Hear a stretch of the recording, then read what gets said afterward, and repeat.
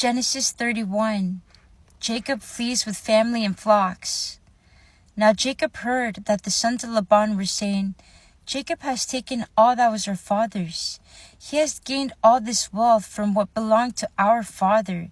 And Jacob saw that Laban did not regard him as favorably as he did before. Then the Lord said to Jacob, Return to the land of your ancestors and to your kindred, and I will be with you. So Jacob sent and called Rachel and Leah into the field where his flock was, and said to them, I see that your father does not regard me as favorably as he did before. But the God of my father has been with me. You know that I have served your father with all of my strength. Yet your father has cheated me and changed my wages 10 times. But God did not permit him to harm me. If he said, the speckle shall be your wages, then all the flock bore speckled. And if he said, the stripe shall be your wages, then all the flock bore stripe. Thus God has taken away the livestock of your father and given them to me. During the mating of the flock I once had a dream in which I looked up and saw that the male goats that leaped upon the flock were striped, speckled, and molted. Then the angel of the Lord said to me in the dream, Jacob. And I said, Here I am. And he said, Look up and see that all the goats that leap on the flock are striped, speckled, and molted. For I have seen all that Laban is doing to you. I am the God of Bethel, where you anointed a pillar and made a vow to me. Now leave this land at once and return to the land of your birth. Then Rachel and Leah answered him, Is there any portion or inheritance left to us in our father's house? Are we not regarded by him as foreigners? For he has sold us, and he has been using up the money given for us. All the property that God has taken away from our father belongs to us and to our children. Now then, do whatever God has said to you. So Jacob arose and set his children and his wives on camels, and he drove away all his livestock, all the property that he had gained, the livestock in his possession that he had acquired in Padam Aram, to go to his father Isaac in the land of Canaan. Now Laban had gone to shear his sheep, and Rachel stole her father's household gods. Now Laban had gone to shear sheep, and Rachel stole her father's household gods. And Jacob deceived Laban the Aramean, in that he did not tell him that he intended to flee. So he fled with all that he had. Starting out, he crossed the Euphrates, and set his face toward the hill country of Gilead. Laban overtakes Jacob. On the 3rd day, Laban was told that Jacob had fled. So he took his king's folks with him and pursued him for 7 days until he caught up with him in the hill country of Gilead. But God came to Laban the Aramean in a dream by night and said to him, Take heed that you say not a word to Jacob, either good or bad. Laban overtook Jacob. Now Jacob had pitched his tent in the hill country, and Laban with his kinsfolk camped in the hill country of Gilead. Laban said to Jacob, What have you done? You have deceived me and carried away my daughters like captives of the sword. Why did you flee secretly and deceive me, not tell me? I would have sent you away with mirth and songs, with tambourine and lyre. And why did you not permit me to kiss my sons and my daughters farewell? What have you done? What you have done is foolish.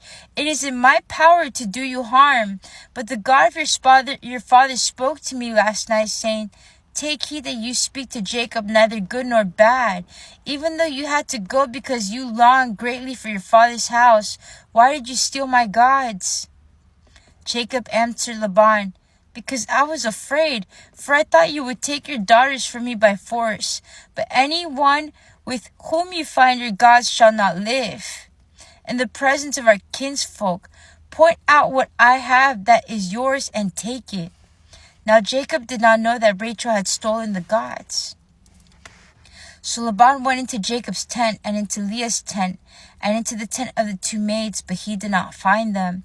And he went out of Leah's tent and entered Rachel's. Now Rachel had taken the household gods and put them in the camel's saddle and sat on them. Laban felt all about in the tent, but did not find them. As she said to her father, Let not my Lord be angry that I cannot rise before you, for the weight of woman is upon me. So he searched but did not find the household gods. Then Jacob became angry and upbraided Laban. Jacob said to Laban, "What is my offense? What is my sin that you have hotly pursued me? Although you have felt about through all my goods, what have you found of all your household goods? Set it here before my kinsfolk and your kinsfolk, so that they may decide between us two. These 20 years I have been with you. Your ewes and your female goats have not miscarried, and I have not eaten the rams of your flock, that which was torn by wild beasts. I did not bring to you. I bore the loss of it myself. Of my hand you required it. Whether stolen by day or stolen by night, it was like this with me. By day the heat consumed me, and the cold by night, and my sleep fled from my eyes. These 20 years I have been in your house. I served you 14 years for your 2 daughters, and 6 years for your flock, and you have changed my wages 10 times. If the God of my father, the God of Abraham, and the fear of Isaac had not been on my side, surely now you would have sent me away empty-handed. God saw my affliction and the labor of my hands, and rebuked you last night." Laban and Jacob make a covenant. Then Laban answered and said to Jacob, "The daughters are my daughters, the children are my children. The flocks are my flocks, and all that you see is mine. But what can I do today about these daughters of mine, or about their children whom they have borne? Come now, let us make a covenant, you and I, and let it be a witness between you and me." So Jacob took a stone and set it up as a pillar. And Jacob said to his kinsfolk, "Gather stones." And they took stones and made a heap. And they ate there by the heap. Laban called it Jagar Sahadutha, but Jacob called it Gilead.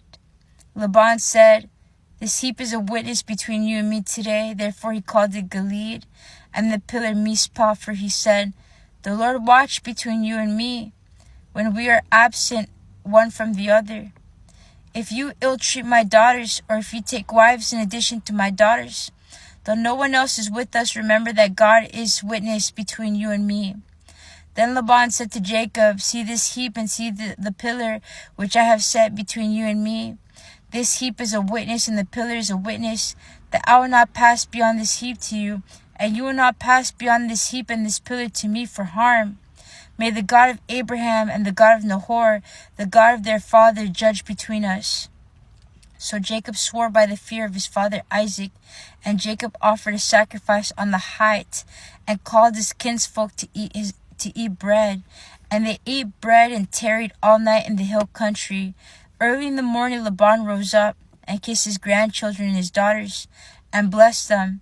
Then he departed and returned home.